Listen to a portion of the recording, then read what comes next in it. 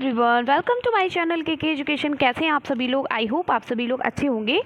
तो आज मैं आप लोगों को डीएलएड सेकेंड सेमेस्टर का पेपर सामाजिक अध्ययन यानी कि सोशल स्टडी, इसके अति लघुत्तरी प्रश्नों को कराने वाली हूँ। और ये अति लघुत्तरी प्रश्न आप पढ़ने के बाद आपको कुछ भी पढ़ने की ज़रूरत नहीं पड़ेगी, कहीं अलग से कोई भी चीज़ पढ़ने की ज़रूरत नहीं पड़ेगी, आप यहीं से आपका कवर हो जाएगा। ठीक है।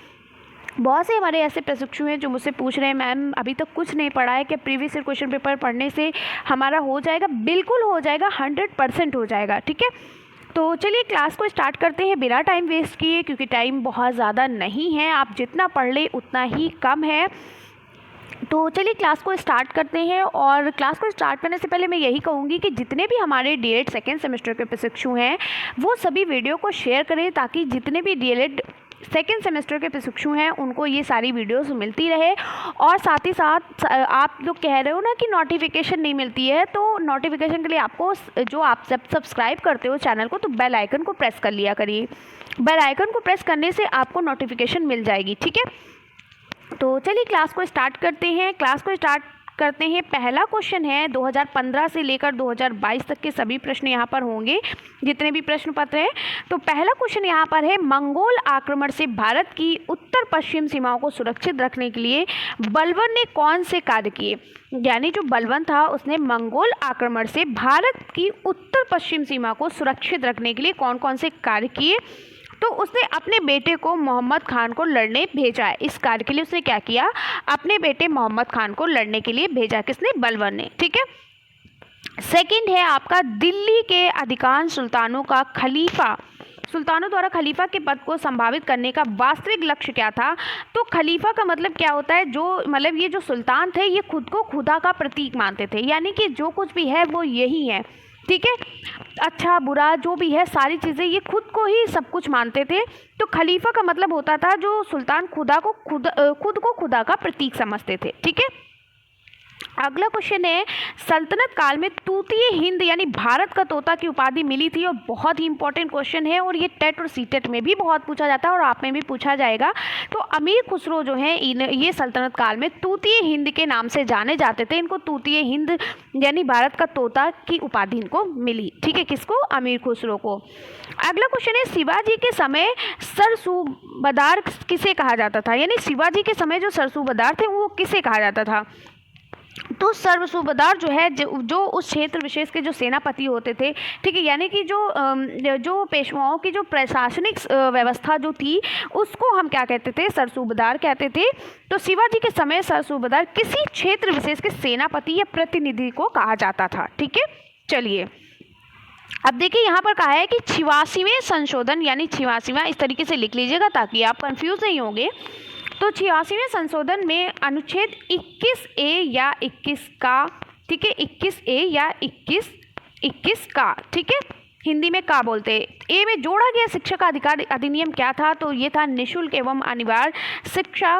6 से 14 वर्ष तक के बच्चों के लिए अनिवार्य एवं निःशुल्क शिक्षा थी। यानी जो 6 से 14 वर्ष के बच्चे हैं उनके लिए क्या है? शिक्षा जो है वो निःशुल्क यानी बिना फीस के होगी और अनिवार्य है। ठीक है। यानी 6 से 14 वर्ष के बच्चों को कोई भी जोखिम कार्य नहीं कराया जा सकता है, सिर्फ और सिर्फ शिक्षा दी जाए, वो भी निःशुल्क। और इसमें क्या होता था? इसमें बच्चों को जहाँ पर फीस नहीं पड़ती, मतलब इसमें फीस नहीं पड़ती है, बच्चों को मध्याह्न भोजन की भी व्यवस्था की गई है बच्चों के लिए, और उनको जूते भी फ्री में दिए जाते हैं, किताबें भी फ्री में दी जाती हैं, सारी व्यवस्था की गई है इसमें। ठीक है। यानी शिक्षा बिल्कुल निःशुल्क है। चलिए अगला है, FIR का पूरा नाम लिखिए। किसका? FIR जो होता है ना, FIR दर्ज कराते हैं लोग, तो FIR का पूरा नाम क्या है? फर्स्ट इंफॉर्मेशन रिपोर्ट कहते हैं। ठीक है। जब भी किसी के यहाँ कोई लड़ाई झगड़ा होता है, ठीक है, तो क्या होता है? लोग क्या कहते हैं? चलो इनके खिलाफ FIR दर्ज कराते हैं, ऐसे बोलते हैं ना। तो FIR का मतलब होता है, F फॉर होता है फर्स्ट, I फॉर होता है इन्फॉर्मेशन, और R फॉर होता है रिपोर्ट। यानी पहली इन्फॉर्मेशन रिपोर्ट क्या है इसके बारे में, इसको हमें FIR कहते हैं। ठीक है। और ये बहुत इंपॉर्टेंट क्वेश्चन है, इस तरीके के ये जनरल नॉलेज में ज़्यादा पूछे जाते हैं, जीके वगैरह में। अगला है, शैल कितने प्रकार की होती हैं? तो शैल जो है वो 3 प्रकार की होती हैं, आग्नेय शैल, अवसादी शैल और रूपांतरित शैल। ठीक है। अगला क्वेश्चन है सुएज नहर किन सागरों को जोड़ती है? जो हमारी सुएज नहर है ये लाल सागर और भूमध्य सागर को जोड़ती है। ठीक है, लाल सागर और भूमध्य सागर को क्या करती है? जोड़ती है। अगला क्वेश्चन है टुंड्रा प्रदेश में चलने वाली हवाओं को किस नाम से जाना जाता है? बहुत ही इंपॉर्टेंट क्वेश्चन है और कई बार ये बीटीसी में पूछा गया है। तो पछुआ पवन जो है ये टुंड्रा प्रदेश में चलने वाली हवाओं को के नाम को कहते हैं। ठीक है, अगला क्वेश्चन है अमेजन तथा जायरे घाटी के लोगों के मुख्य व्यवसाय क्या थे? तो इनका ये क्या करते थे? मछली को पालते थे, यानी मत्स्य पालन जिसे हम कहते हैं मछली को पालना। ठीक है, मछली पालन।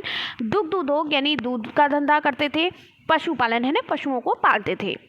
चलिए अगला है आग्नेय शैल के उदाहरण बताइए। तो आग्नेय शैल के उदाहरण है जैसे ग्रेनाइट हो गया, ठीक है, बेसाल्ट हो गया, ये सभी क्या है? आग्नेय शैल के क्या है? उदाहरण हैं। आगे पढ़ते हैं। अगला है पैंजिया किसे कहते हैं? मोस्ट इंपॉर्टेंट है पैंजिया। तो पैंजिया क्या होती है? पैंजिया किसे कहते हैं? तो भूस्खलन के कारण जो भूखंड निर्मित होता है, जब भूस्खलन होता है तो उसके कारण जो भूखंड जो हो जाता है, जो भूखंड निर्मित होता है उसे हम पैंजिया कहते हैं। ठीक है, अगला क्वेश्चन है प्रथम तथा द्वितीय बौद्ध सभाएं किसके शासनकाल में आयोजित की गई?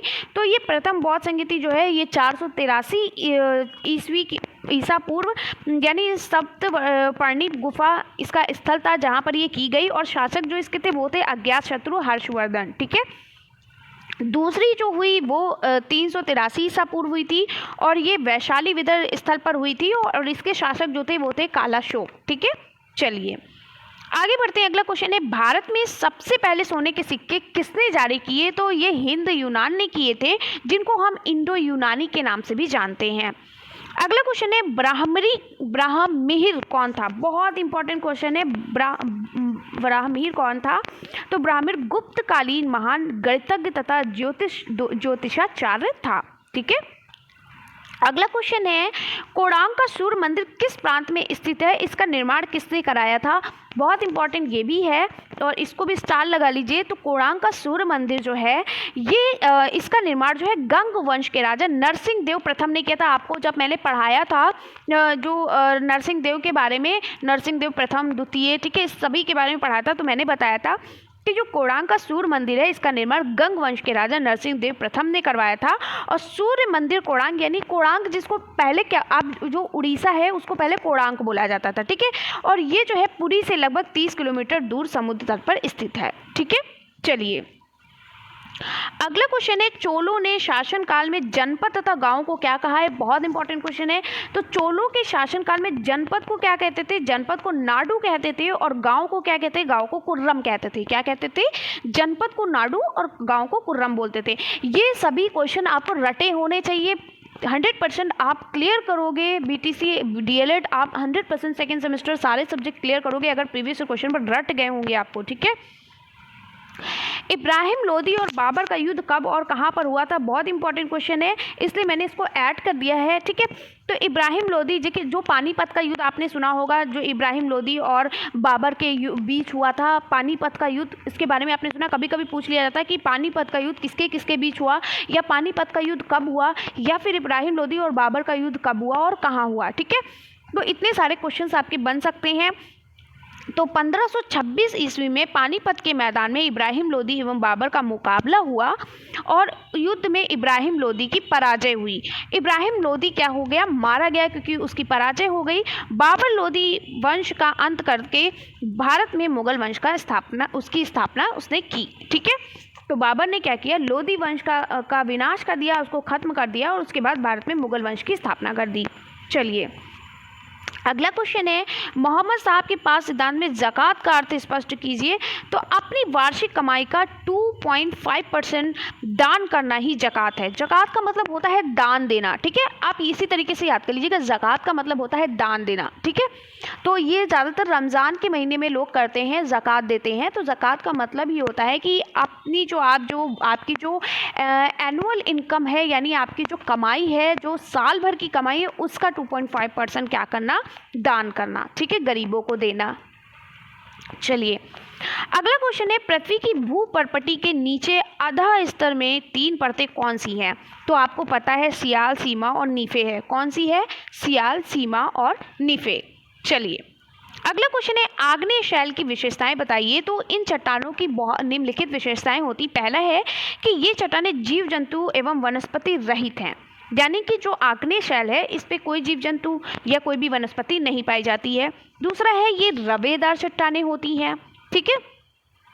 अगला है ये कठोर एवं अपारगम्य चट्टानें होती हैं। इन चट्टानों में परतें नहीं होती हैं। नेक्स्ट क्वेश्चन है ज्वालामुखी कितने प्रकार की होती है। तो बहुत अच्छे से आपको पता है, बहुत इंपॉर्टेंट क्वेश्चन है, कई बार ये पूछा गया है। ये 2020 में भी एक बार पूछा गया है। तो ज्वालामुखी 3 प्रकार की होती है, एक सक्रिय, सुषुप्त और मृत या शांत ज्वालामुखी। तो आपको इतना ही आंसर्स देना है, इसके अंतर्गत नहीं लिखना है, क्योंकि यहाँ पर पूछा है कितने प्रकार की होती हैं, ठीक है। चलिए अगला है बालूका स्तूप कहाँ पाए जाते हैं। तो बालूका स्तूप होते क्या हैं, इसके बारे में थोड़ा सा हम डिस्कस कर लेते हैं। तो जब हवा के जो माध्यम से जो रेत होती है और जो बालू होती है, यानी कि जब बहुत तेज़ी से हवा चलती है तो रेत और बालू जो है उड़कर आती है, और इस रेत और बालू से बने जो टीले होते हैं उनको हम बालूका स्तूप कहते हैं, ठीक है। समझ में आ गया कि हवा के ज़रिए, हवा के माध्यम से जब रेत और बालू उड़कर आती है और एक पास आती है, और इससे बने जो टीले होते हैं, यानी रेत और बालू से बने जो टीले होते हैं उसको हम क्या कहते हैं, बालूका स्तूप कहते हैं। तो चलिए आगे बढ़ते हैं, देखते हैं इसमें क्या बताया गया। तो पवन द्वारा, यानी कि हवा जिसे हम बोलते हैं, पवन द्वारा रेत तथा बालू के निक्षेप से निर्मित टीलों को बालूका स्तूप कहते हैं। इन स्तूपों में आकार में तथा स्वरूप में बहुत विविधता देखने को मिलती है, यानी इसके आकार और स्वरूप में क्या है, विभिन्नता देखने को मिलती है। बालूका स्तूपों का निर्माण शुष्क और अर्ध शुष्क भागों के अलावा सागर तटीय भागों में, झीलों के रेतीले प्रदेशों से होकर प्रवाहित होने वाली सरिताओं के बाढ़ के क्षेत्रों में पाए जाते हैं, ठीक है। चलिए अगला क्वेश्चन है मिस्ट्रल, ठीक है। क्या है मिस्ट्रल तथा ब्लिजर्ड किस प्रकार की हवाएं हैं। तो मिस्ट्रल क्या होती है, यह ठंडी ध्रुवीय हवाएं होती हैं जो रोन नदी की घाटी से होकर चलती हैं। और जो ब्लिजर्ड या हिम झंझावात जो होती है, ये बर्फ के कणों से युक्त ध्रुवीय हवाएं होती हैं जो रूस के टुंड्रा प्रदेश या साइबेरिया में ब्लिजर्ड का स्थानीय नाम क्या होता है, पुर्गा व बुरान है, ठीक है। चलिए अगला क्वेश्चन है संविधान सभा कब बनाएगी, इसमें कुल कितने लोग थे, ठीक है। तो संविधान सभा जो है वो हमारी कब बनाई गई थी। तो संविधान सभा जो है हमारी, एक सेकेंड जरा ठहरिए थोड़ा सा, हाँ चलिए। तो ये हमारा जो है संविधान सभा में कुल कितने सदस्य होते हैं। तो संविधान सभा में कुल 389 सदस्य निर्धारित किए गए हैं, ठीक है। यहाँ पर 389 निर्धारित किए, जिनमें से 292 सदस्य ब्रिटिश प्रांतों से हैं और 93 सदस्य देशी रियासतों से तथा शेष 4 सदस्य चीफ कमिश्नरी क्षेत्रों से आते थे, ठीक है। हर संप्रभु राष्ट्र का अपना एक संविधान होता है। भारत का भी अपना एक पृथक संविधान है जिसे संविधान निर्मात्री सभा ने तैयार किया है, ठीक है। कैबिनेट मिशन योजना के अनुसार जुलाई 1946 में संविधान सभा के 296 स्थानों के लिए चुनाव हुए। संविधान सभा का प्रथम अधिवेशन 9 दिसंबर 1946 को शुरू हुआ, जिसमें डॉक्टर सच्चिदानंद सिन्हा को सर्वसम्मति से सभा का अस्थायी अध्यक्ष चुना गया और 11 दिसंबर 1946 को कांग्रेस के वरिष्ठ नेता डॉक्टर राजेंद्र प्रसाद को संविधान सभा का स्थायी अध्यक्ष निर्वाचित किया गया। अब यहाँ पर समझिएगा, अगर आपसे पूछता है संविधान सभा का स्थायी सदस्य कौन है, तो डॉक्टर राजेंद्र प्रसाद हैं, और अस्थायी सदस्य कौन है, तो आप क्या कहोगे, डॉक्टर सच्चिदानंद सिन्हा, ठीक है, सच्चिदानंद सिन्हा। अगला है संविधान का उद्देश्य प्रस्ताव पंडित जवाहरलाल नेहरू द्वारा 13 दिसंबर 1946 को प्रस्तुत किया गया, ठीक है। चलिए अब अगला है पंथ निरपेक्ष से आप क्या समझते हैं। तो पंथ निरपेक्ष यानी राज्य उस राज्य को कहा जाता है जिसमें राज्य की निगाह में सभी पंथ या धर्म समान होते हैं, यानी कि पंथ निरपेक्ष का मतलब वो होता है कि जिसमें सभी धर्म, ऐसा राज्य जिसमें सभी धर्म क्या है, समान है, चाहे वो हिंदू हो, चाहे मुस्लिम हो, चाहे सिख हो, चाहे ईसाई हो, ठीक है। अगला है कालिदास के ग्रंथों के नाम लिखिए। तो रघुवंश महाकाव्य और अभिज्ञान शकुंतलम जो है ये कालिदास के 2 ग्रंथ हैं और ये संस्कृत में भी बहुत पूछे जाते हैं अगर आप टेट और सीटेट के लिए तैयारी कर रहे हो। अगला क्वेश्चन है गुप्तकालीन चित्रकला के 2 केंद्रों के नाम बताइए। तो मथुरा, सारनाथ, पाटलिपुत्र ये सभी क्या हैं, गुप्तकालीन चित्रकला के क्षेत्र हैं, ठीक है, केंद्र हैं। अगला है राजपूतों की उत्पत्ति से संबंधित दो सिद्धांतों का नाम उल्लेख कीजिए। तो राजपूतों की उत्पत्ति का प्रश्न जो है वो भारतीय इतिहासकारों में बहुत ही विवादग्रस्त है। महाभारत में राजपूत शब्द का उल्लेख कुलीन क्षत्रिय वंश के लिए कहा गया है और बाढ़ के हरिश्चरित में राजपूत शब्द का प्रयोग सैनिकों हेतु किया गया है। अब तक राजपूतों की जो उत्पत्ति है यानी उनकी जो शुरुआत है, उनका जो जन्म है, इसके संबंध में कोई सर्वमान्य मत स्थापित नहीं किया जा सकता। इस संबंध में विद्वानों ने निम्नलिखित सिद्धांत प्रतिपादित किए हैं। पहला है विदेशी उत्पत्ति का सिद्धांत, दूसरा है अग्निकुंड का सिद्धांत। तो विदेशी उत्पत्ति के सिद्धांत में इन्होंने क्या कहा कि जो इतिहासकार कर्नल टॉन ने अग्निकुंड वाली अनुश्रुति के आधार पर राजपूतों को विदेशी बतलाया।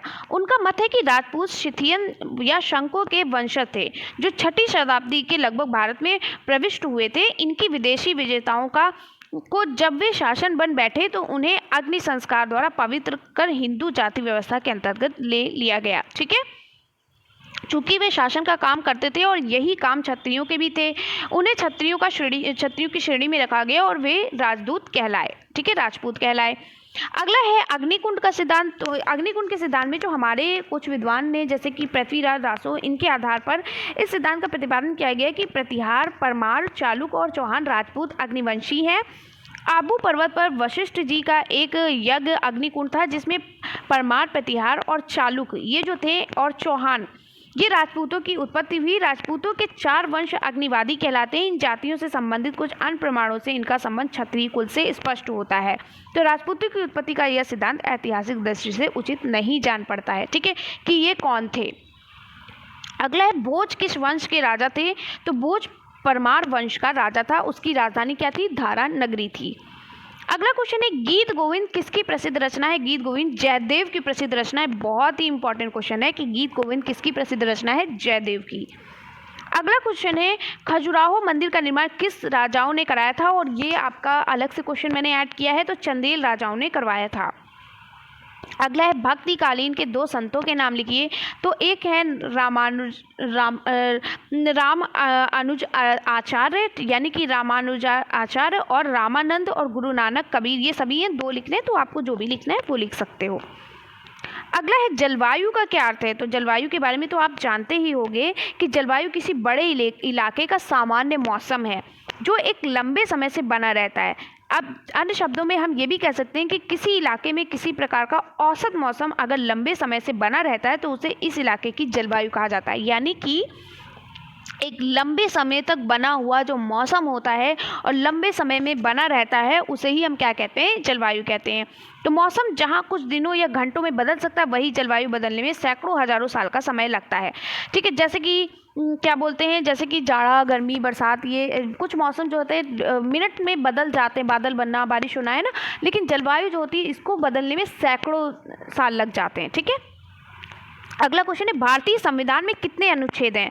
तो आपको पता है कि जो भारतीय संविधान है इसमें क्या है, 395 अनुच्छेद हैं। पूछा जाए कि अनुच्छेद या इसको हम धारा भी बोल सकते हैं। पूछा जाए कि इसमें कितनी अनुसूचियां हैं, तो 12 अनुसूचियां हैं। ठीक है, कितनी अनुसूचियां हैं? 12 अनुसूचियां हैं। किसमें? भारतीय संविधान में 12 अनुसूचियां हैं, 395 अनुच्छेद है, 22 भाग हैं। कितने भाग हैं? 22 भाग हैं। ठीक है, तो ये आपको याद रखना है। 3 चीज़ें ये बहुत पूछी जाती हैं, इंपॉर्टेंट भी हैं और आपको इसको याद भी होना चाहिए। ठीक है, आप भारत में रहते हो, आपको पता होना चाहिए कि भारतीय संविधान में 395 अनुच्छेद हैं, 12 अनुसूचियां हैं और 22 भाग हैं।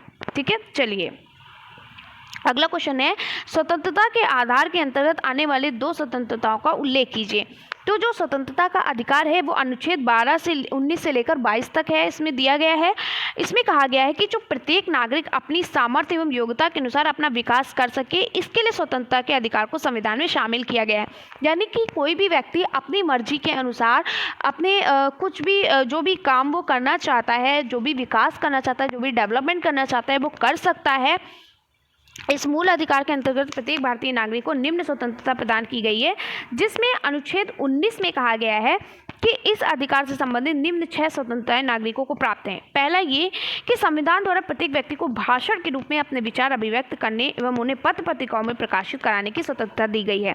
यानी कि एक व्यक्ति अपने विचार को भाषण के द्वारा या पत्र पत्रिकाओं के द्वारा व्यक्त कर सकता है।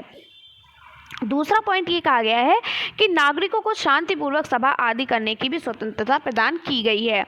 तीसरा पॉइंट कहा गया कि प्रत्येक व्यक्ति अपनी इच्छा अनुसार व्यवसाय करने के लिए स्वतंत्र है, यानी कि किसी के लिए भी कोई भी क्या किया जाए तो कोई भी बॉन्डिंग नहीं है कि आप ये नहीं कर सकते, आप नहीं, आप डॉक्टर बनना चाहते हो वो बन सकते हो, आप जो भी कार्य करना चाहते हो, जो भी आप उद्योग करना चाहते हो वो कर सकते हो। मतलब पूरी स्वतंत्रता है, आप पे डिपेंड करता है आप क्या करना चाहते हो, आप क्या बनना चाहते हो। ठीक है, जो भी आपका मन हो वो व्यवसाय कर सकते हो।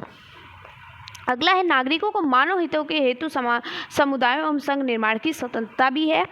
पांचवा है नागरिकों को देश की सीमाओं के अंतर्गत स्वतंत्रता पूर्वक एवं एक स्थान से दूसरे स्थान पर भ्रमण यानी घूमने की पूरी स्वतंत्रता है। यानी एक नागरिकों को देश की सीमाओं के अंदर स्वतंत्र रूप से आप एक देश से दूसरे देश में आप घूम सकते हो। ठीक है, चलिए अगला क्वेश्चन है भूस्खलन से क्या तात्पर्य। बहुत इंपॉर्टेंट क्वेश्चन है। तो भूपृष्ठ पर शैलों के अपक्षय से प्राप्त पदार्थ गुरुत्वाकर्षण शक्ति के कारण ढाल की दिशा में खिसकना शुरू कर देता है। तीव्र एवं यानी तेजी से और खड़े ढालों पर अपक्षयित पदार्थों के आकस्मिक रूप से खिसकने की क्रिया क्या कहलाती है? लैंड स्लाइडिंग कहलाती है, भूस्खलन कहलाती है। अगला क्वेश्चन है भारतीय सेना का सर्वोच्च सेनापति कौन होता है? तो भारत के राष्ट्रपति होते हैं। ठीक है, सर्वोच्च सेनापति। अगला है जब सूर्य और चंद्रमा के बीच पृथ्वी आती है तो कौन सा ग्रहण होता है? और फर्स्ट सेमेस्टर में अगर आपने मेरे से पढ़ा है और साइंस अगर आपने मेरी पढ़ी है तो आप आराम से इसका आंसर दे रहे होगे। मुझे पता है जो मेरे बच्चे हैं, मेरे प्रशिक्षु हैं, वो उनको पता होगा कि जब सूर्य और ये सूर्य है हमारे और चंद्रमा, ठीक है, जब सूर्य और चंद्रमा के बीच क्या आ जाती है? पृथ्वी आ जाती है। तो सूर्य का प्रकाश पृथ्वी तक नहीं पहुंच पाता, चंद्रमा तक नहीं पहुंच पाता है। ठीक है, और चंद्रमा जो है वो क्या हो जाता है? पृथ्वी की छाया पर आ जाता है, क्योंकि जब सूर्य का प्रकाश पृथ्वी पर पड़ता है तो जो पृथ्वी की छाया जो है वो चंद्रमा पे पड़ेगी। ठीक है, तो पृथ्वी की छाया में आ जाता है। तो जब भी हमने आपको सिखाया है जब भी सूर्य और चंद्रमा के बीच पृथ्वी आ जाए तो वहाँ पर कौन सा ग्रहण होगा? चंद्र ग्रहण होगा। यानी याद रखिएगा सूर्य अपनी ही स्थान पर रहता है, क्योंकि सूर्य के चारों ओर सब ग्रह चक्कर लगाते हैं। सूर्य अपने ही स्थान पर हमेशा रहता है, तो उसे अपने ही स्थान पर रखो। ठीक है, बदलेगा कौन? पृथ्वी और चंद्रमा। तो जब भी चंद्रमा साइड में होगा, पृथ्वी अगर बीच में आती तो चंद्र ग्रहण होगा, और जब भी पृथ्वी साइड में होगी तो सूर्य ग्रहण होगा। समझ में आ गया? चलिए, तो चंद्रमा स्वयं प्रकाशहीन है। ठीक है, इसका कोई अपना प्रकाश नहीं है। ठीक है, ये सूर्य के प्रकाश से प्रकाशित होता है या सूर्य का प्रकाश पड़ने से चमकने लगता है। ठीक है, चंद्रमा का अपना कोई प्रकाश, अपनी कोई ऊष्मा नहीं होती है, ये सूर्य के प्रकाश से प्रकाशित होता है। ठीक है, जब पृथ्वी सूर्य तथा चंद्रमा के मध्य आ जाती है तो चंद्रमा पृथ्वी की छाया में आ जाता है। यानी जब सूर्य और चंद्रमा के बीच पृथ्वी आ जाती है तो ये हमारा जो चंद्रमा है, ठीक है, ये जो मून है, ये क्या होती है? इसकी छाया में आ जाता है। ठीक है, तो जिसके कारण सूर्य का प्रकाश चंद्रमा पर क्या करता है? नहीं पड़ता है। ठीक है, चंद्रमा दिखाई नहीं देता, इससे चंद्रग्रहण कहते हैं। यह केवल पूर्णमासी के दिन होता है। ठीक है, पूर्णिमा के दिन होता है। तो वही बात यहाँ पर कही गई, जब चंद्रमा पृथ्वी की छाया में गुजरता है तो उसके कुछ भाग पर सूर्य का प्रकाश पड़ने लगता है और चंद्रमा का कुछ भाग दिखाई देने लगता है। इसे खंड चंद्रग्रहण भी कहते हैं। ठीक है, चलिए अगला क्वेश्चन है भारत चीन का युद्ध कब हुआ था? बहुत इंपॉर्टेंट क्वेश्चन है। भारत चीन का युद्ध 1962 में हुआ था।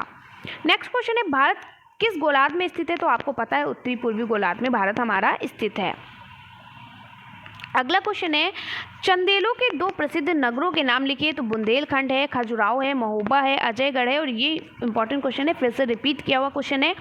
नेक्स्ट है राजपूत काल के 4 प्रमुख कवियों के नाम लिखिए। तो पृथ्वीराज रासो थे, हलायुध थे, नय चंद्रसूरी थे और पद्मगुप्त थे। ठीक है, नेक्स्ट है भोज प्रबंध किसकी रचना है? तो बल्लाल की रचना है। नेक्स्ट क्वेश्चन है प्रयाग प्रशस्ति के रचयिता कौन थे? तो हरिशेन जी थे। और ये जितने भी रचयिता और जो भी चीज़ें पूछी गई हैं, संस्थापक, ये आपको सब अच्छे से रटे होने चाहिए। मौर्य वंश का संस्थापक कौन था? आपको पता है, चंद्रगुप्त मौर्य था।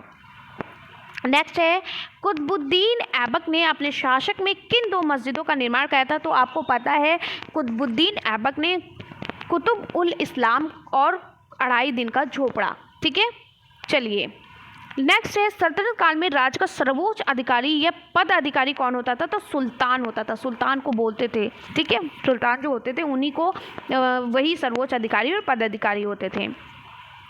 नेक्स्ट है वाष्पीकरण। यहाँ पे पा में बड़ी की मात्रा होगी। वाष्पीकरण सामयिक की मात्रा। वाष्पीकरण से आप क्या समझते हैं? ठीक है, तो वाष्पीकरण क्या होता है? जब कोई क्या होता है तत्व या यौगिक जो होता है जो द्रव अवस्था से गैस अवस्था में, यानी कि आप पानी को जब उबालते हो तो आप पानी को उबालते रहने से क्या होगा, आपका पानी जो है होता है वो वाष्पित होकर उड़ जाता है, यानी उसके वाष्प बनकर क्या होता है, उड़ जाता है। तो द्रव हमारा क्या है, पानी, और जब उसे उबालते हो तो वो वाष्प बनकर क्या होता है, भाप बनकर उड़ जाता है। वाष्प यानी भाप, ठीक है। तो किसी तत्व या यौगिक का द्रव अवस्था में गैस अवस्था में, द्रव अवस्था से गैस अवस्था में परिवर्तन यानी बदलाव क्या कहलाता है, वाष्पीकरण कहलाता है। जैसे पानी का भाप बनकर उड़ जाना वाष्पीकरण कहलाता है, ठीक है। आगे बढ़ते हैं, मूल अधिकार किस पर अब देखिए ये साइंस का क्वेश्चन था और आप कहोगे सोशल साइंस में आ गया। तो ये जो कुछ मतलब आपके जो इजी क्वेश्चन होते हैं ना, नॉर्मल क्वेश्चन होते हैं जिनका आप आंसर आराम से दे सकते हो, तो इस तरीके के क्वेश्चन आप सोचो, अब बैठे हो और इस पर सब सोचने लगो भाई साइंस का क्वेश्चन एक आ गया था, इस तरीके के तो क्वेश्चन नॉर्मल ये क्वेश्चन तो आप आराम से कर ही सकते हो, ठीक है। नेक्स्ट है, मूल अधिकार किस पर बल देते हैं? तो मूल अधिकार को सभी नागरिकों के बुनियादी मानव अधिकार के रूप में परिभाषित किया जाता है, ठीक है। उसकी बेसिक नींव के आधार पर क्या किया जाता है, परिभाषित किया जाता है। अगला है, अर्थव्यवस्थाओं का वर्गीकरण प्रमुख रूप से किन दो आधारों से होता है? तो श्रम और पूंजी से होता है, ठीक है। किससे होता है? श्रम और पूंजी से होता है। नेक्स्ट क्वेश्चन है, उत्पादन क्या है? तो उत्पादन का मतलब आप जानते हो, उत्पादन मतलब होता है प्रोडक्ट, ठीक है। तो अर्थशास्त्र में उत्पादन औद्योगिक प्रतिष्ठानों द्वारा वस्तुओं, सामानों या सेवाओं को निर्मित करने की एक प्रक्रिया होती है, यानी किसी भी वस्तु को, किसी भी सामान को या किसी भी सेवा को निर्मित करने की जो प्रोसेस होती है, यानी उसको बनाने का जो प्रोसेस होता है उसे हम क्या कहते हैं? उत्पादन कहते हैं। अगला है, भारत किस गोलार्ध में स्थित है? भारत उत्तरी पूर्वी गोलार्ध में स्थित है। और देखिए फिर से क्वेश्चन रिपीट किया है, ठीक है। नेक्स्ट है, मैगस्थनीज द्वारा रचित पुस्तक का नाम क्या है? इंडिका है। और सभी की पुस्तक आपको रटी होनी चाहिए भाई, ध्यानपूर्वक सुन लीजिए, सभी की बुक्स आपको क्या है, रटी होनी चाहिए एकदम, कि किसने कौन सी बुक्स लिखी है, ठीक है, क्योंकि ये क्वेश्चन बहुत पूछा जाता है, ठीक है। तो आपको इसके बारे में तो बहुत अच्छे से पता होना चाहिए कि किसने कौन सी बुक लिखी है, ठीक है। चलिए मैं आपको फिर भी एक बार बता देती हूँ, जो मैगस्थनीज थे, जो चंद्रगुप्त मौर्य के दरबार में आया था, ठीक है, उस समय यूनानी राज जो सेल्यूकस निकेटस था उसका ये राजदूत था, और इसने इंडिका नामक पुस्तक लिखी थी। फिर इसके बाद एक आया था फाहियान, जो एक चीनी यात्री था, ठीक है, चीनी यात्री था, और इसने क्या किया था, ये जो है ये चंद्रगुप्त विक्रमादित्य के दरबार में आया था, ठीक है, जिसको गुप्त सम्राट के नाम से भी जाना जाता था। और इसके बाद जो आया था वो आया था वेनसोंग, ठीक है। वेनसोंग के बारे में आपने पढ़ा है और अभी आपसे देखिए पूछा जाएगा, इससे क्वेश्चन बहुत इंपॉर्टेंट क्वेश्चन है। वेनसोंग ये भी एक चीनी बौद्धिक भिक्षुक था, और ये जो था इसने पुस्तक जो लिखी थी वो सीयू की पुस्तक लिखी थी इसने, और इसने बौद्ध शिक्षा, वेनसोंग ने बौद्ध शिक्षा प्राप्त की थी कहाँ से? नालंदा विद्यालय से, ठीक है। और ये भारत कब आया था? ये हर्षवर्धन के समय में। देखिए वेनसोंग जो है ये हा से स्टार्ट होता है, और यहाँ से याद रखिएगा कि हा से वेनसोंग और हा से हर्षवर्धन, ठीक है। इसके बाद जो था वो अलबरूनी आया था, ठीक है। कौन आया था? अलबरूनी आया था। तो जो ये अलबरूनी जो था, ये जो है ये महमूद गजनबी के शासनकाल में भारत आया था, और इसने तहकीके हिंद या किताबुल हिंद नामक पुस्तक लिखी थी, ठीक है। फिर आए थे इब्न बतूता, आपने एक कविता सुनी होगी, इब्न बतूता पहन के जूता निकल चले तूफान में, है ना, इस तरीके से सुना होगा अगर आपने बच्चों को पढ़ाया होगा, ठीक है। तो जो ये इब्न बतूता था ये अफ्रीकी देश का जो मोरक्को का निवासी था, ठीक है। और इसने एक पुस्तक लिखी थी रेहला, क्या पुस्तक लिखी थी? रेहला नामक इसने पुस्तक लिखी थी, ठीक है। इसने जो है रेहला नामक पुस्तक लिखी थी, और ये कब आया था? ये मोहम्मद बिन तुगलक के समय भारत आया था, ठीक है। चलिए अब अगला क्वेश्चन हम देखते हैं। तो यहाँ पर मैगस्थनीज का द्वारा रचित पुस्तक का क्या नाम था? इंडिका था। बहुत इंपॉर्टेंट क्वेश्चन है। वेनसोंग भी बहुत इंपॉर्टेंट है, जिसने क्या बोलते हैं, वेनसोंग ने सीयू की नामक पुस्तक लिखा था। तृतीय बौद्ध संगीति का आयोजन किसके शासनकाल में हुआ था? तो तृतीय बौद्ध संगीति का आयोजन है अशोक के शासनकाल में हुआ था, ठीक है। देखिए फिर से क्वेश्चन रिपीट किया है कि खजुराहो के मंदिर का निर्माण किन राजाओं ने कराया था? तो चंदेल राजाओं ने खजुराहो के मंदिर का निर्माण कराया था। मोस्ट इंपॉर्टेंट है, जो भी क्वेश्चन रिपीट करते हैं उन पर और भी फोकस किया करिए, ठीक है। नेक्स्ट है राजपूत कालीन प्रसिद्ध शिक्षा केंद्रों के नाम लिखे। तो एक तो काशी था, दूसरा कन्नौज। नेक्स्ट है महमूद गजनवी ने भारत के प्रसिद्ध मंदिर का 17 बार आक्रमण किया था। वो कौन सा मंदिर था? तो आपको पता है वो सोमनाथ का मंदिर था, ठीक है। चलिए और महमूद गजनबी के शासनकाल में ही अलबरूनी आया था। ठीक है, नेक्स्ट है सल्तनत कालीन राज्य की आय के दो साधन लिखिए। तो एक तो होता है कृषि से आय प्राप्त करते थे ना, कृषि से कमाई होती थी। दूसरा व्यापारियों पर टैक्स लगता था। नेक्स्ट है परतदार शैल के दो उदाहरण लिखिए। तो परतदार शैल जो है इनके दो उदाहरण क्या होते हैं? परतदार शैल क्या होती है? अवसादी चट्टान जिसे हम बोलते हैं, लेकिन यहाँ पर इसके दो उदाहरण पूछे गए। तो जो ये अवसादी चट्टान होती क्या है पहले हम ये बता देते हैं। तो परतदार शैल को हम अवसादी चट्टान भी कहते हैं, लेकिन इसके उदाहरण पूछे गए, ना कि ये पूछा गया है। तो ये इसका आंसर नहीं है। मैं आपको बताती हूँ, जो ये आग्नेय चट्टान जो होती है, तो जब वो हवा और पानी की वजह से दूर जाकर जमने लगती है, तो इससे क्या होता है? अवसादी चट्टान बनती है। यानी जो आग्नेय शैल होती है, आग्नेय चट्टान जो होती है, वो हवा और पानी की वजह से बहकर क्या होती है? दूर जाकर जब वो जमने लगती है तो उससे अवसादी चट्टान बनती है। ठीक है, और आग्नेय चट्टानों की बनने की वजह से ही इन चट्टानों को अवसादी चट्टान कहा जाता है। ठीक है, तो इसका जो मेन उदाहरण है ये है बलवा पत्थर है। ठीक है, लिख लीजिएगा क्या है? बलवा पत्थर। इसका उदाहरण, दो उदाहरण पूछे हैं तो मैं आपको बता देती हूँ। एक तो हो गया बलवा पत्थर और आपका हो गया डोलोमाइट। ठीक है, डोलोमाइट हो गया, और आपका हो गया शायद, हाँ, लिगामाइट होता है, लिगामाइट होता है। और आपका जो होता है वो होता है चूना पत्थर। चूना पत्थर जानते हो ना आप लोग, चूना पत्थर, कोयला। ठीक है, ये सभी इसके उदाहरण हैं। ठीक है, चलिए आगे बढ़ते हैं। अगला क्वेश्चन है, अब देखिए ये मैं आपको पीडीएफ तो आपको टेलीग्राम पे दे देती हूँ, लेकिन फिर भी आपको क्वेश्चन समझने हैं, क्योंकि पीडीएफ में जैसी यहाँ पर दी है वैसी ही उठाकर टेलीग्राम पे दे दूंगी, लेकिन आपको फिर भी पढ़ना पड़ेगा, वीडियोस देखनी पड़ेगी, क्योंकि कुछ क्वेश्चंस के आंसर गलत होते हैं जो आपको वीडियो के माध्यम से ही पता चलेंगे।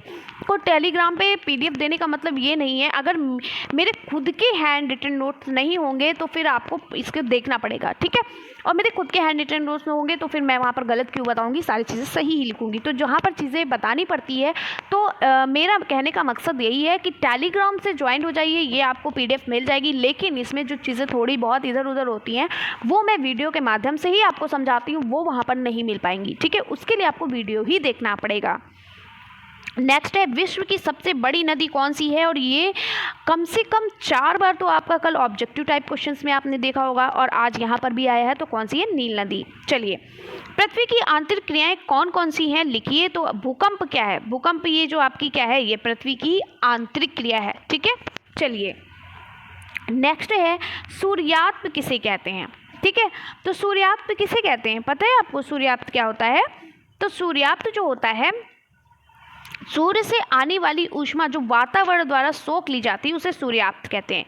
यानी सूर्य की जो आने वाली ऊष्मा, उसका जो ताप है, जो वातावरण द्वारा क्या किया जाता है? सोख लिया जाता है, उसे हम सूर्यास्त कहते हैं। ठीक है, चलिए ज्वार भाटा से आप क्या समझते हैं? बहुत इंपॉर्टेंट क्वेश्चन है और ये 2022 में भी पूछा गया है। ठीक है, तो ज्वार भाटा, और आपने फर्स्ट सेमेस्टर में भी बहुत अच्छे से पढ़ा है ज्वार भाटा के बारे में। तो ज्वार भाटा एक विशिष्ट प्रक्रिया मानी जाती है, क्रिया मानी जाती है, जिसमें सूर्य चंद्रमा की गुरुत्वाकर्षण शक्ति के प्रभाव से, यानी सूर्य और चंद्रमा की, ठीक है, जब सूर्य और चंद्रमा के अंदर जो गुरुत्वाकर्षण शक्ति होती है, ठीक है, तो उस शक्ति के प्रभाव से हर दिन नियमित रूप से समुद्र तल ऊपर उठता है और समुद्र तल नीचे गिरता है।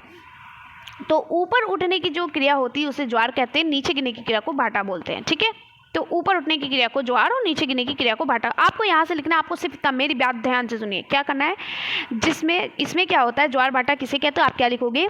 सूर्य और चंद्रमा की गुरुत्वाकर्षण शक्ति के प्रभाव से समुद्र तल में जो हर दिन या प्रतिदिन समुद्र तल जो है ऊपर उठता है और नीचे गिरता है, उसी को हम क्या कहते हैं? ज्वार भाटा कहते हैं। ठीक है, चलिए अगला क्वेश्चन है, संविधान सभा का प्रारूप समिति के अध्यक्ष कौन है? तो डॉक्टर भीमराव अंबेडकर हैं।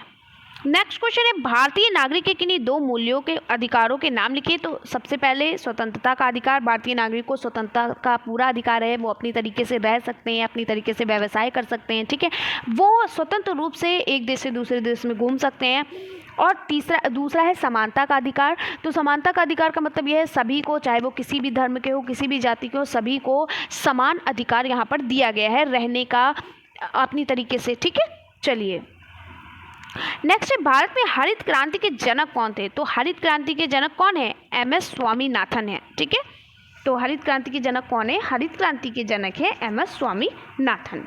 चलिए आगे बढ़ते हैं। अगला प्रश्न है जो हमारा वो है अर्थशास्त्र की मूल समस्याएं लिखिए। तो अर्थशास्त्र की मूल समस्या क्या होती है? पहली बात तो है गरीबी होती है, बेरोजगारी है, आर्थिक विषमता है, ये सभी क्या है? अर्थव्यवस्था की मूल समस्याएं हैं। नेक्स्ट क्वेश्चन है अपक्षय क्या है, और बहुत इंपॉर्टेंट क्वेश्चन है। तो अपक्षय जो है ये एक प्रोसेस होती है, यानी कि ये एक ऐसी प्रक्रिया होती है जिसके द्वारा पृथ्वी की सतह पर मौजूद चट्टानों में टूट फूट होती है। यानी ऐसी प्रक्रिया जिसमें पृथ्वी की सतह पर जो चट्टानें जो होती हैं मौजूद, उनकी जो टूट फूट होती है उसको हम अपक्षय कहते हैं। नेक्स्ट है वायुमंडल की सबसे निचली परत का नाम क्या है? तो क्षोभ मंडल है। तो चलिए इसके बारे में थोड़ा सा जान लेते हैं। आपको पता है वायुमंडल की कितनी परतें होती हैं? 5 परतें होती हैं, ठीक है, 5 परतें होती हैं। और मैं उन क्वेश्चन को ज़्यादा डिटेल में बताने की कोशिश करती हूँ जो बहुत ज़्यादा इंपॉर्टेंट है। 5 परतें होती हैं। आई होप आपको इसके बारे में पहले से पता होगा। तो सबसे निचली परत क्या होती है? क्षोभ मंडल, जिसको हम बोलते हैं क्षोभ मंडल, ठीक है। उसके ऊपर होती है समताप मंडल। सभी को रट लीजिए, ये टेट और सीटेट में बहुत पूछा जाता है इससे प्रश्न, ठीक है, समताप मंडल। फिर होती है क्षोभ मंडल, समताप मंडल और मध्य मंडल। हाँ, क्या होती है? मध्य मंडल, क्षोभ मंडल, समताप मंडल, मध्य मंडल। फिर क्या होती है? आयन मंडल। और एक बार आपने याद कर लिया, आपको सारे याद हो जाएंगी, ठीक है। ध्यानपूर्वक याद करिएगा और देखिए जैसे मैं याद करा रही हूँ ट्रिक वाइज याद करिएगा, ठीक है, तो आपको अच्छे से याद हो जाएंगी। मैंने भी टेट सीटेट जब कभी दिया था तो मुझे याद है, ठीक है। तो क्षोभ मंडल, समताप मंडल, मध्य मंडल, आयन मंडल। एक और होती है बहिर्मंडल, ठीक है। क्या होती है? बहिर्मंडल, ठीक है। तो क्षोभ मंडल जहाँ पर मौसमी घटना होती है, यानी ठंड, गर्मी और बरसात, ठीक है, बादल का गरजना, सभी, ठीक है, हवाएं चलना, ये सभी क्या मौसमी घटना किस में होती हैं? क्षोभ मंडल में, ठीक है। समझ में आ गया? बिजली का कड़कना, आंधी आना, तूफान आना, ये सभी क्या है? क्षोभ मंडल में होती हैं, ठीक है। और ग्रीन हाउस का प्रभाव भी ये क्या होता है? क्षोभ मंडल में होता है, ठीक है। ग्रीन हाउस प्रभाव जो है ये क्षोभ मंडल में ही होता है, ठीक है। समझ में आ गया? नेक्स्ट है जो मैं बोली उसको लिखते जाइए।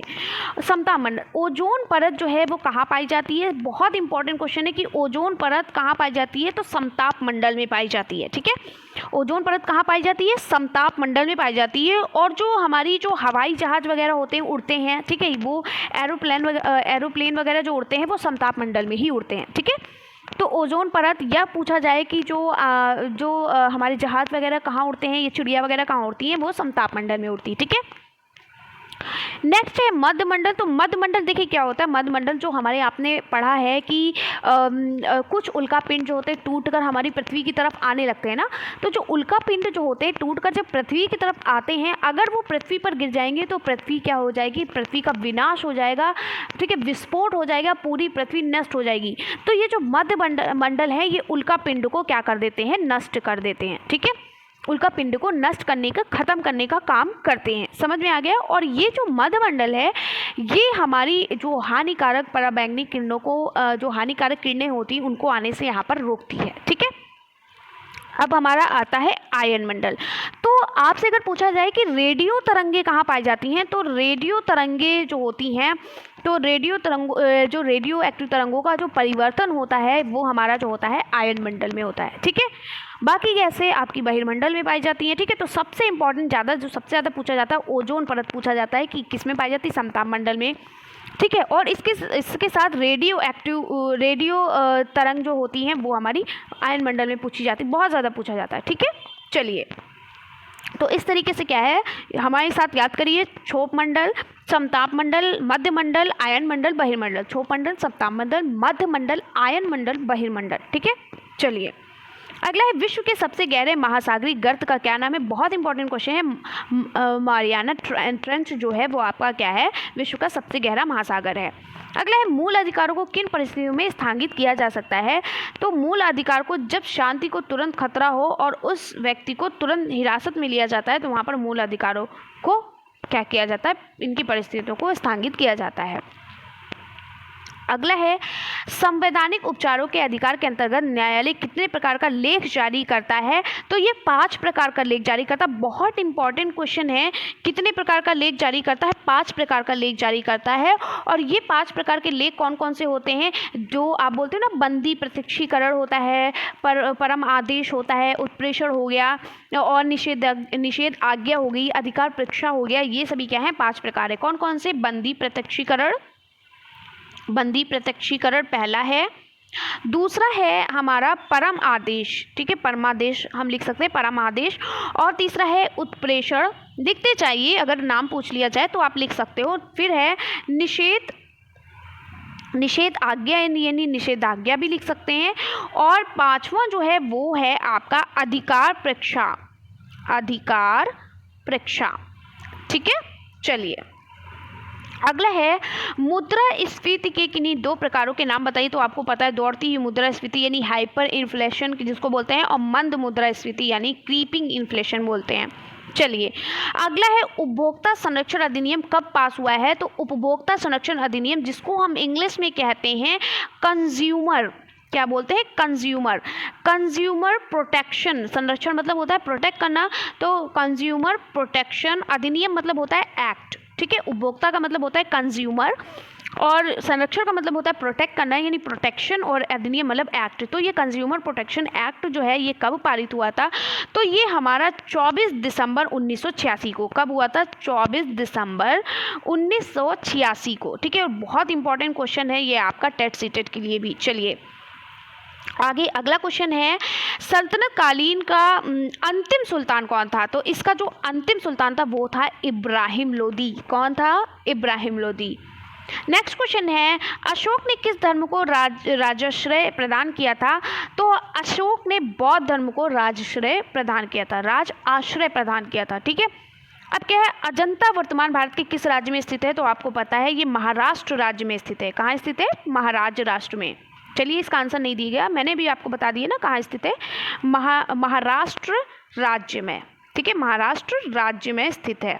चलिए अगला क्वेश्चन है, यहाँ पर ग्रेशम होगा, रेशम नहीं होता है, ठीक है। क्या होता है? ग्रेशम, ये लिखा होता है, ठीक है। ग्रेशम का नियम, तो ग्रेशम का नियम, ग्रेशम मतलब आप समझते हैं क्या होता है? इसका मतलब होता है जो बुरा सिक्का जो होता है वह अच्छे सिक्कों के चलन से बाहर कर देता है। तो लेकिन अच्छा सिक्का बुरे सिक्कों के चलन से बाहर नहीं करता है, उसे हम क्या कहते हैं? ग्रेशम कहते हैं। नेक्स्ट है, भारतीय सेना का सर्वोच्च सेनापति कौन होता है? और ये क्वेश्चन फिर से रिपीट किया हुआ है, और अभी आपको बताया था कि भारतीय सेना का जो सर्वोच्च सेनापति होता है वो कौन होता है? भारत का राष्ट्रपति होता है, ठीक है। चलिए अगला क्वेश्चन है, लघु एवं कुटीर उद्योगों में अंतर स्पष्ट कीजिए। तो लघु उद्योग क्या होता है? लघु मतलब छोटा, लघु से ही आप याद रखिए कि छोटा, ठीक है। तो छोटे उद्योग पैमाने पर होता है जो मध्य स्तर के लोग करते हैं, ठीक है, मध्यम स्तर के लोग करते हैं। कुटीर मतलब होता है, कुटीर जो है कुशल कारीगरों द्वारा कम पूंजी और अधिक कुशलता से अपने हाथों के माध्यम से अपने घरों में निर्माण किया जाता है। दोनों में यही अंतर है, समझ में आ गया। चलिए अगला क्वेश्चन है, अर्थशास्त्र किसकी रचना है? तो अर्थशास्त्र कौटिल्य की रचना है, ठीक है। किसकी रचना है? कौटिल्य की रचना है, ठीक है। अर्थशास्त्र किसकी रचना है? कौटिल्य की रचना है। चलिए आगे बढ़ते हैं। अगला क्वेश्चन जो है वो हमारा, पृथ्वी कितने दिन में सूर्य का चक्कर लगाती है? तो 365 दिन, 6 घंटे, 48 मिनट और 45.51 सेकेंड पूरा करती है एक चक्कर लगाने में।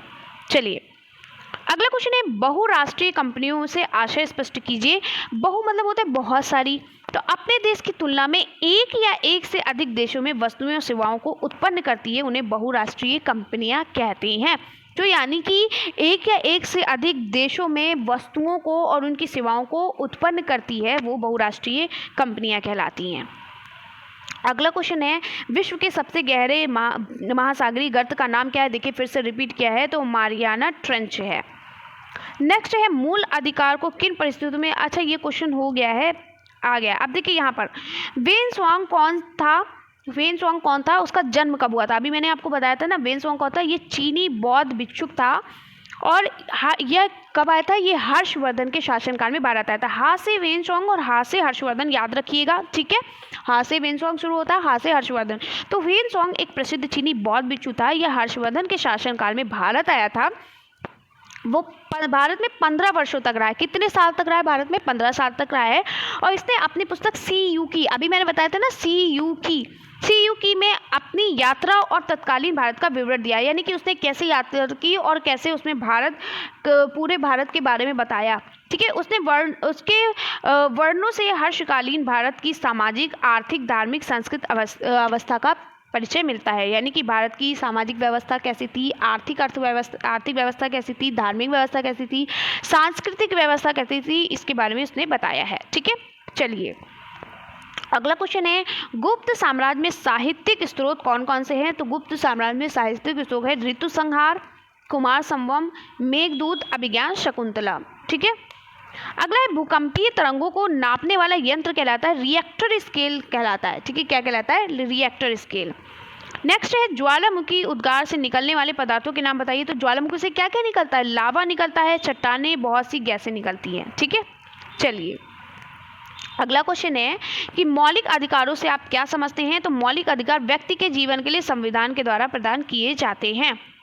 नेक्स्ट है, नागरिक बनने के लिए किन शर्तों को पूरा करना चाहिए? ठीक है, मतलब भारत का नागरिक बनने के लिए आप किन किन शर्तों को पूरा करेंगे, कैसे आप भारत के नागरिक पहचाने जाएंगे? तो भारतीय नागरिकता अधिनियम 1955 के अनुसार कुछ प्रावधानों के अंतर्गत भारत की नागरिकता ली जा सकती, जैसे इसी तरह पिछले संशोधन में भी नागरिकता दिए जाने की शर्तों में कुछ मामूली बदलाव किए जा रहे हैं। पहला ये कि प्रावधान जन्म से नागरिकता का है। दूसरा प्रावधान वंशानुक्रम या रक्त संबंध के आधार पर नागरिकता देने का, यानी कि देखिए पहली बात तो ये कि आप भारत में जन्म लिए हो। दूसरी बात यह है, अगर आपने भारत में जन्म नहीं लिया लेकिन आपके जो वंशानुक्रम है, आपके दादा दादी, ठीक है, या आपके नाना नानी या आपके पापा ने, ठीक है, आपके खून से यानी कि आपका जो रक्त संबंध यानी खूनी संबंध है उसने भारत में जन्म लिया हो। तीसरा है प्रावधान पंजीकरण के जरिए नागरिकता देने का। चौथा है कि प्रावधान भूमि विस्तार के जरिए नागरिकता देने का, या यदि किसी नए भूभाग को भारत में शामिल किया जाता है तो उस क्षेत्र में निवास करने वाले व्यक्तियों को स्वतः भारत का नागरिक मिल जाएगा। मिसाल के तौर पर 1961 में गोवा को, 1962 में पुदुचेरी को, ठीक है, और भारत में शामिल किया गया तो वहाँ की जनता भी भारतीय नागरिक प्राप्त हो गई। यानी कि जिस देश को, जिस राज्य को भारत में शामिल किया जाएगा वो भी भारत का नागरिक हो जाएगा। ठीक है, ये बात यहाँ पर कही गई है। पांचवा प्रावधान ये कहता है कि नेचुरलाइजेशन के जरिए नागरिकता देने का है, यानी देश में रहने के आधार पर कोई भी व्यक्ति भारत में नागरिकता हासिल कर सकता है, बशर्ते वो नागरिकता अधिनियम का तीसरी अनुसूची की सभी योग्यताओं पर खरा उतरता हो। ठीक है, खरा उतरता हो अगर। चलिए अगला क्वेश्चन है, उपभोक्ता जागरूकता से आप क्या समझते हैं? बहुत इंपॉर्टेंट क्वेश्चन है। तो उपभोक्ता जागरूकता क्या होती है? उपभोक्ता जागरूकता यह सुनिश्चित करने का एक कार्य है कि जो खरीदार या उपभोक्ता उत्पादों, वस्तुओं, सेवाओं और उपभोक्ता अधिकारों के बारे में जानकारी से अवगत है। उपभोक्ता जागरूकता महत्वपूर्ण है ताकि खरीदार सही निर्णय ले सके और सही विकल्प चुन सके। उपभोक्ता जागरूकता का मतलब आप जानते हैं क्या होता है? मतलब ये होता है कि आप किसी भी प्रोडक्ट को खरीदने चल रहे हो तो उस प्रोडक्ट के बारे में आपको पूरी जानकारी होनी चाहिए कि वो प्रोडक्ट कैसा है, उसमें क्या हानि है, क्या मतलब अच्छाइयाँ हैं, क्या बुराइयाँ हैं। ठीक है, वो जो भी आप प्रोडक्ट ले रहे हो वो कितने में सेल हो रहा है, क्या है, मतलब पूरी उसकी जानकारी होनी चाहिए। उसी को हम कहते हैं उपभोक्ता जागरूकता। ठीक है, चलिए नेक्स्ट है क्वेश्चन हमारा, दिल्ली सल्तनत के किन्हीं दो राजवंशों के नाम लिखिए। तो खिजली वंश और तुगलक वंश ये दिल्ली सल्तनत के राजवंशों के नाम हैं। नेक्स्ट है हर्षकालीन दो शिक्षा केंद्रों के नाम लिखिए। तो एक तो था तक्षशिला, दूसरा था नालंदा। ठीक है, हर्षवर्धन के शासनकाल में क्या था? नालंदा ही तो चल रहा था। चलिए नेक्स्ट क्वेश्चन इंपॉर्टेंट क्वेश्चन है, किसी अक्षांश रेखा को भूमध्य रेखा कहा जाता है? किस अक्षांश रेखा को? तो आपको पता है 0 डिग्री, ये देखिए ये आपका क्या है, ये पृथ्वी है, समझ लीजिए। ठीक है, यहाँ पर ये हमारा क्या है, ये 0 डिग्री, ये 0 डिग्री क्या है, इसको कहते हैं 0 डिग्री। ये होता है 23.5 डिग्री। ठीक है, ये भी होता है 23.5 डिग्री, ये होता है 66.5 डिग्री। ठीक है, ये भी होता है 66.5 डिग्री। ठीक है, तो ये जो 0 डिग्री है इसको हम विषुवत रेखा या भूमध्य रेखा के नाम से जानते हैं। ठीक है, समझ में आ गया। और ये जो ये वाली रेखा होती है इसको हम कर्क रेखा से जानते हैं, और ये जो नीचे वाली रेखा होती है इसको हम मकर रेखा के नाम से जानते हैं, और ये जो ऊपर वाली होती है इसको हम उत्तरी ध्रुव के नाम से जानते हैं, और नीचे वाली जो होती है इसको हम दक्षिणी ध्रुव के नाम से जानते हैं। ठीक है, समझ में आ गई, सारी रेखाओं के बारे में आपको समझ में आ गया। चलिए उत्तरी गोलार्ध दक्षिणी गोलार्ध के नाम से जानते हैं। अब अक्षय क्या है, फिर से क्वेश्चन रिपीट किया है। तो जिसके द्वारा पृथ्वी की सतह पर मौजूद चट्टानें जो होती हैं टूट फूट जाती हैं उनको हम अक्षय कहते हैं। वायुमंडल की निचली परत अभी आपको बताया था क्षोभ मंडल होती है। नेक्स्ट है 2022 का पेपर आपका स्टार्ट हो गया है और इसको मैंने खुद लिखा हुआ है। तो डेल्टा क्या है समझाइए। तो डेल्टा आपको पता है, नदी डेल्टा, रिवर डेल्टा के आप बारे में जानते हो, जहाँ पर क्या होते हैं, जहाँ पर मल वगैरह जो होती हैं समुद्र के किनारे, नदी के किनारे इकट्ठा होकर इस तरीके से इकट्ठा होने लगती हैं, ठीक है, खूब ऊँची सी हो जाती हैं त्रिभुज आकार में, उसी को हम कहते हैं डेल्टा। चलिए, किसी नदी के प्रवाह में बहने वाले तटस्थ अवसादों जैसे मिट्टी या अन्य सामग्री यानी कूड़ा कचरा जो भी के ऐसे स्थान में ठहरने व फैलने से बने त्रिभुज आकार के स्थल रूप को कहते हैं जहां नदी का बहाव धीमा हो जाता है। यह ऐसी जगहों में देखा जाता है जहां नदी किसी महासागर, समुद्र, झील या अन्य जलाशय में प्रवेश करती है, तो उसे हम क्या कहते हैं, डेल्टा कहते हैं। ठीक है, चलिए, ज्वालामुखी कितने प्रकार की होती है, देखिए अभी पिछली बार भी आप पढ़ चुके हो, अभी पिछले पेपर में सक्रिय ज्वालामुखी, प्रसुप्त ज्वालामुखी, मृत या शांत ज्वालामुखी, यानी 3 प्रकार की होती है। नेक्स्ट क्वेश्चन है, वायुमंडल किसे कहते हैं। तो वायुमंडल किसे कहते हैं, पृथ्वी के चारों ओर जो विभिन्न प्रकार का जो पृथ्वी के चारों ओर जो घिरा हुआ क्या होता है, गैसों का जो अलग अलग गैसों का जो मिश्रण होता है, ठीक है, जैसे ऑक्सीजन, नाइट्रोजन, हाइड्रोजन, इस तरीके से। ठीक है, तो वायुमंडल विभिन्न गैसों का क्या होता है, मिश्रण होता है। वायुमंडल यानी विभिन्न गैसों का मिश्रण होता है जो पृथ्वी के चारों ओर से घिरा होता है। ठीक है, अभी आपने पीछे पढ़ा ना, सूर्यास्त किसे कहते हैं, अभी पढ़ा था ना। तो सूर्य से विकिरण ऊर्जा का जो भाग पृथ्वी पर पहुंचता है उसे सूर्यास्त कहा जाता है, यानी कि सौर ऊर्जा का वह भाग जो पृथ्वी प्राप्त करती है सूर्यास्त कहलाता है, जिसको हम इंसुलेशन भी कहते हैं। ठीक है, यानी कि सूर्य का वो भाग जो पृथ्वी पर पहुंच जाता है उसे हम सूर्यास्त कहते हैं। समझ में आ गई। चलिए, तो कुछ चीज़ें आप सुनकर भी आराम से लिख सकते हो, जैसे मैंने आपको सूर्यास्त के बारे में बताया, इससे पहले नहीं पता था, तो आपको पता चल गया ना कि सूर्य के प्रकाश की वो किरण जो पृथ्वी तक पहुंच जाती है और उसको हम क्या कहते हैं, सूर्यास्त कहते हैं। ज्वार भाटा, अभी मैंने आपको बताया था कि ज्वार भाटा क्या होता है, जब सूर्य और चंद्रमा के गुरुत्वाकर्षण शक्ति के कारण समुद्र की लहरों में जो उतार चढ़ाव होता है वो क्या होता है, ज्वार भाटा होता है। चलिए देखते हैं। तो सूर्य एवं चंद्रमा के कारण समुद्र के जल के सामान्य स्तर से ऊपर उठना, यानी कि ये समुद्र का जल है, इसके समान स्तर से ऊपर उठना और नीचे गिरना, ठीक है, इसे क्या कहते हैं, ज्वार भाटा कहते हैं। ठीक है, तो ज्वार जो ऊपर उठता है उसे ज्वार कहते हैं और जो समुद्र जल के स्तर से नीचे गिरने को क्या कहते हैं, भाटा कहते हैं। ठीक है, चलिए, अब आपको बता दें कि ये सूर्य एवं चंद्रमा की पृथ्वी से दूरी पर निर्भर करता है। चंद्रमा क्योंकि पृथ्वी के अधिक पास है, आपको पता है सूर्य ज़्यादा दूर है, चंद्रमा पास में है, इसलिए इसके आकर्षण का प्रभाव समुद्र के जल पर अधिक होता है। अगर आपसे पूछा जाए कि ज्वार भाटा के समय सूर्य का प्रभाव ज़्यादा पड़ता है कि चंद्रमा का, तो आप कहोगे चंद्रमा का, क्योंकि चंद्रमा सूर्य से पृथ्वी पर नज़दीक है। ठीक है, इसलिए चंद्रमा का प्रभाव यानी उसके गुरुत्वाकर्षण शक्ति ज़्यादा पड़ती है। चलिए, आगे है, गुलाम वंश का अंतिम शासक कौन था। तो आपको पता है गुलाम वंश का अंतिम शासक कैमूर था। ठीक है, इसने 1290 में एक स्ट्रोक से कैकुबाद की मृत्यु हो गई और इसके 3 साल के बेटे शमसुद्दीन कैमूर को उसका उत्तराधिकारी बना दिया गया, इसलिए गुलाम वंश का अंतिम शासक कौन था, कैमूर था। इसका पूरा नाम शमसुद्दीन कैमूर है। ठीक है, कौटिल्य क्यों प्रसिद्ध हैं। ठीक है, कौटिल्य जिन्हें हम चाणक्य के नाम से भी जानते हैं। ठीक है, इनको कौटिल्य तो क्यों कहा गया, ये क्यों प्रसिद्ध हैं, यानी चाणक्य जो हैं ये कौटिल्य के नाम से क्यों प्रसिद्ध हैं। तो भारतीय अर्थशास्त्र, इन्होंने अर्थशास्त्र लिखा है। ठीक है, तो भारतीय अर्थशास्त्र के असली जनक चाणक्य थे, जिनको कौटिल्य व विष्णुगुप्त के नाम से भी जाना जाता है। इनको 2 नाम से जाना जाता था, एक तो कौटिल्य और विष्णुगुप्त के नाम से भी जाना जाता था। जिन्होंने पुस्तक अर्थशास्त्र की रचना की, किसने रचना की है, वास्तव में तो कौटिल्य ने की है। ठीक है, कई सदियों पहले ही कर दी थी।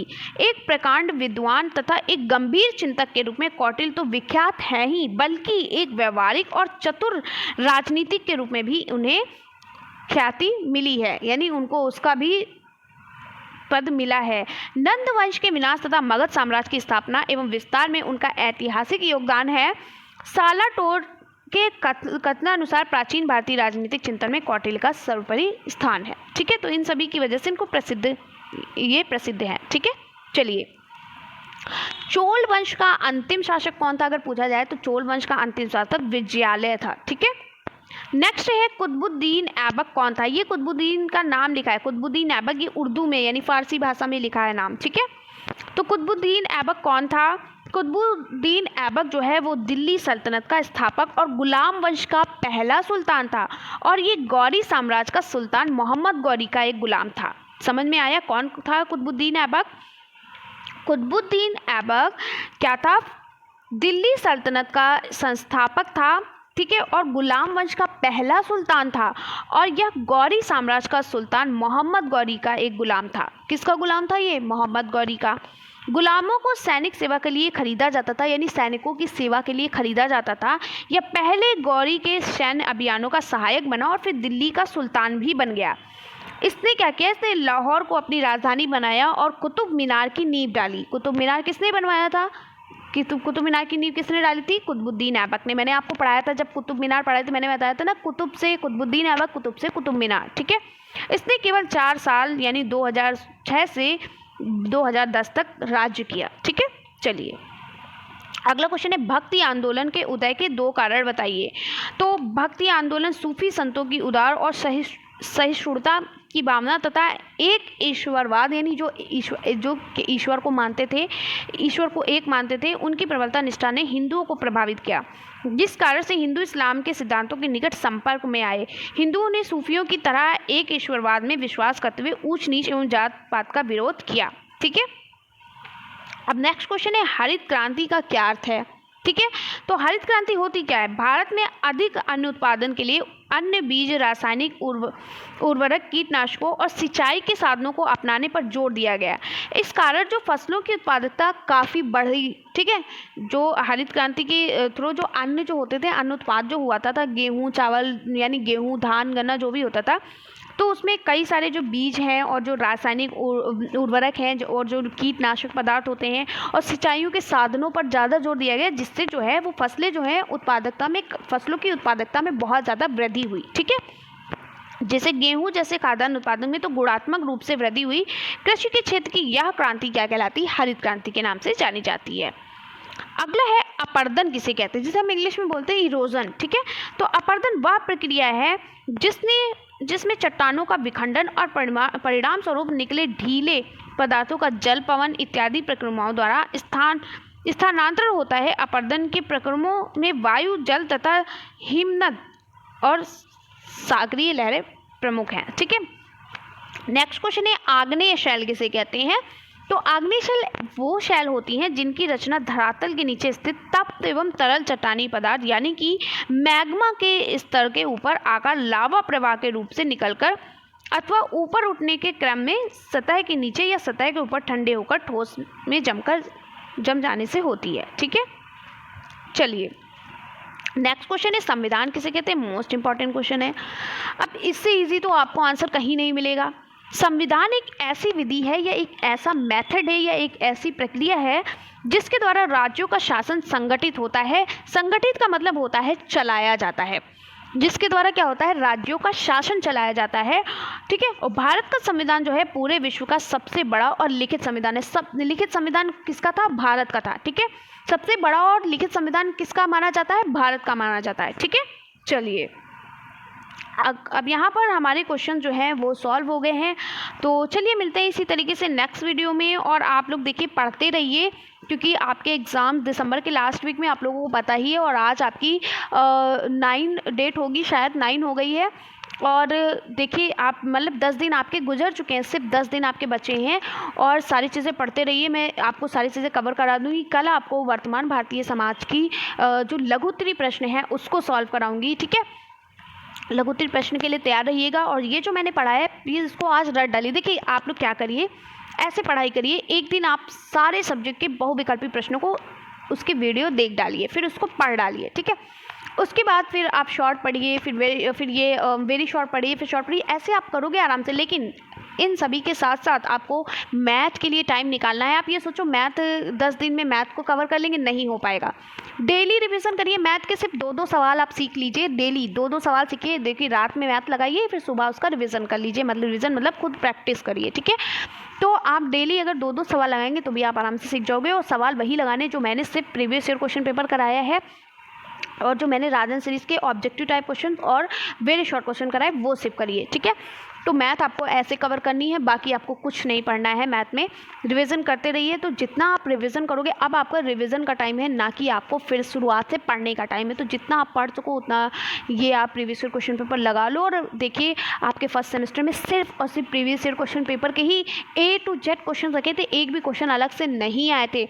तो ऐसे ही सेकेंड सेमेस्टर में भी होता है, ऐसे थर्ड सेमेस्टर में भी होता है, फोर्थ में भी ऐसे ही होता है, ठीक है। तो ज़्यादा दिक्कत की बात नहीं है, आप पढ़ना स्टार्ट कर दीजिए, टेंशन मत लीजिए, सब हो जाएगा। तो बस पढ़ाई करिए, मैं यही कहूँगी, और ऑल द बेस्ट। तो मिलते हैं इसी तरीके से नेक्स्ट वीडियो में। स्वस्थ रहिए, खुश रहिए, टेंशन मत लीजिए, और तब तक के लिए बाय बाय, टेक केयर।